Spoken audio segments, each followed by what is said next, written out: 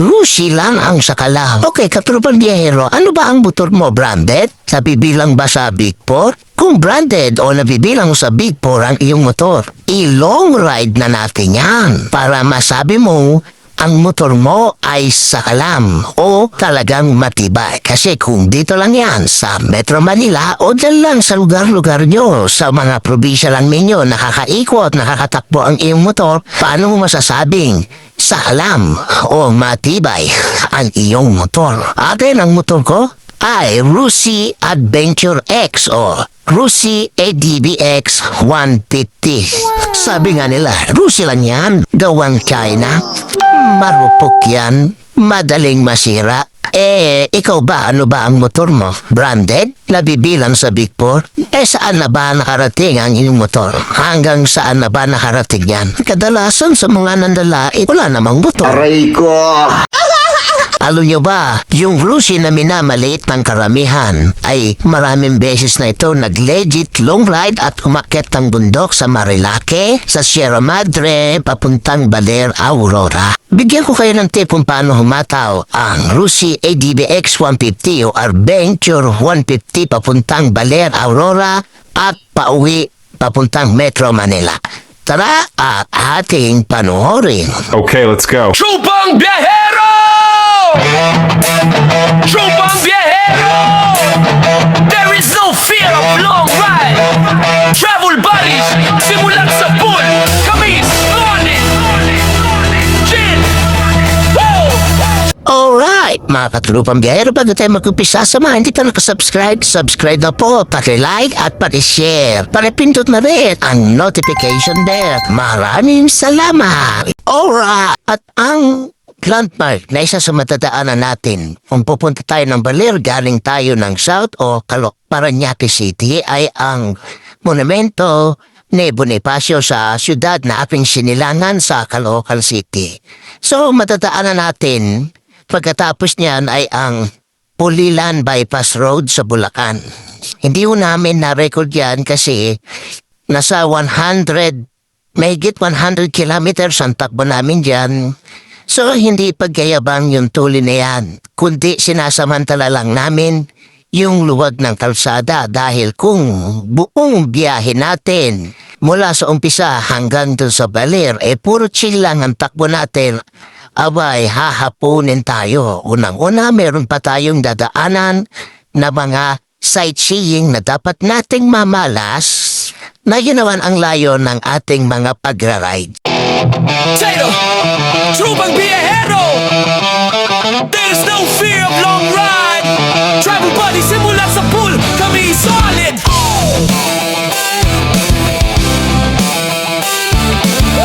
Yeah.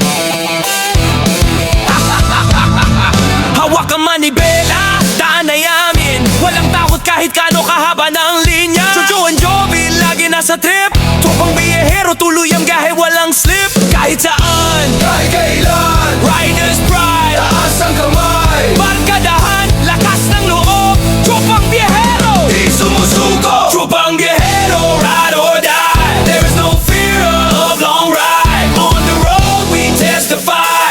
Travel buddies we unify.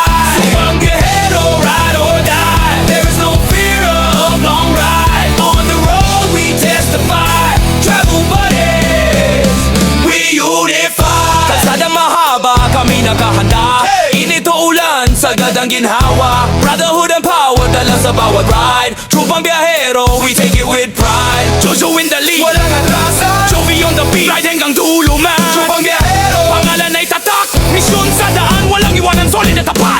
Tropang Viajero, ride or die. There is no fear of long ride. On the road we testify. Travel buddies we unify.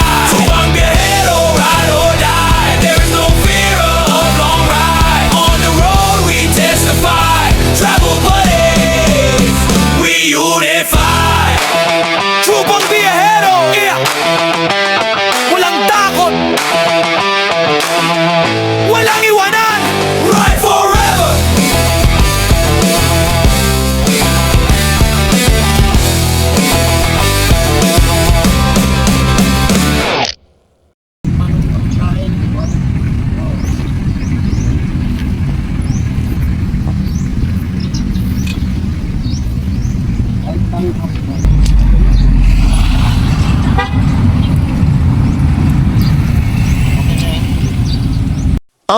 mga katrupang biyahero, tuloy lang ang ating rides dahil kulang-kulang na sa 100 kilometro pa ang ating lalakbayin. Go, go, go! Tropang Biyahero!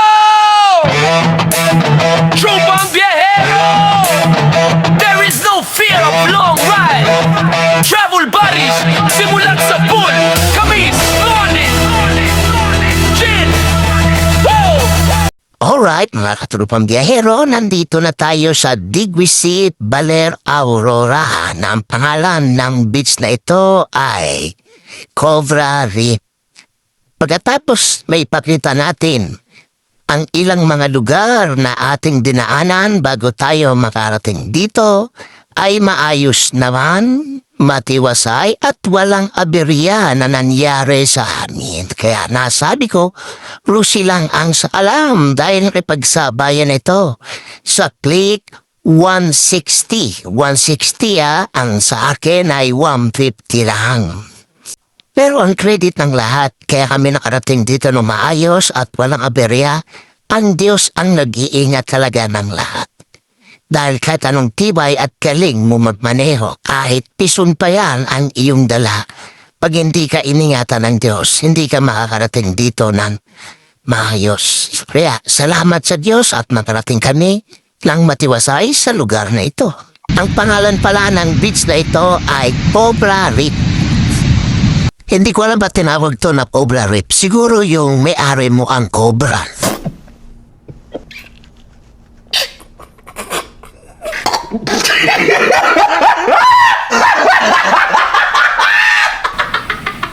So maliit lang ang resorts na ito. Pero malinis at maganda. Hindi siya masyado matao. Ganun ba? O dahil sa kaya hindi siya matao kasi malalaki yung kanilang mga alon. Kaya niyan po. Kita niyo ba yung mga alon niyan? Pero titinan mo yung paligid. Maganda, di ba? Maayos naman yung kanilang resort. Ito nga pala ang aming tent. Tapos, ito ang tent ni Brother at Tito Roger. Ito yun sa amin. Alright. Meron silang swimming pool. So, pagka ikaw ay pumasok rito, 20 pesos lang ang tent. 20 pesos lang ang entrance.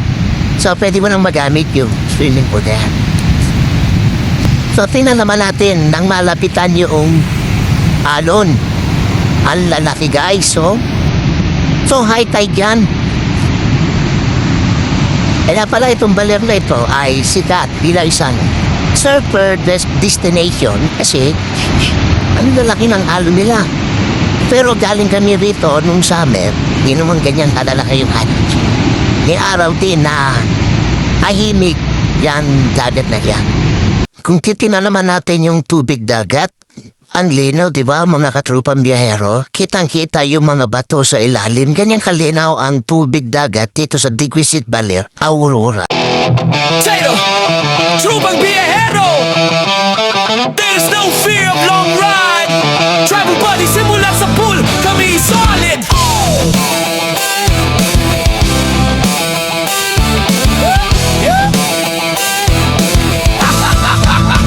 Hawak ang manibela, daan ay amin. Walang takot kahit kano kahaba ng linya. Jojo and Joby, lagi nasa trip.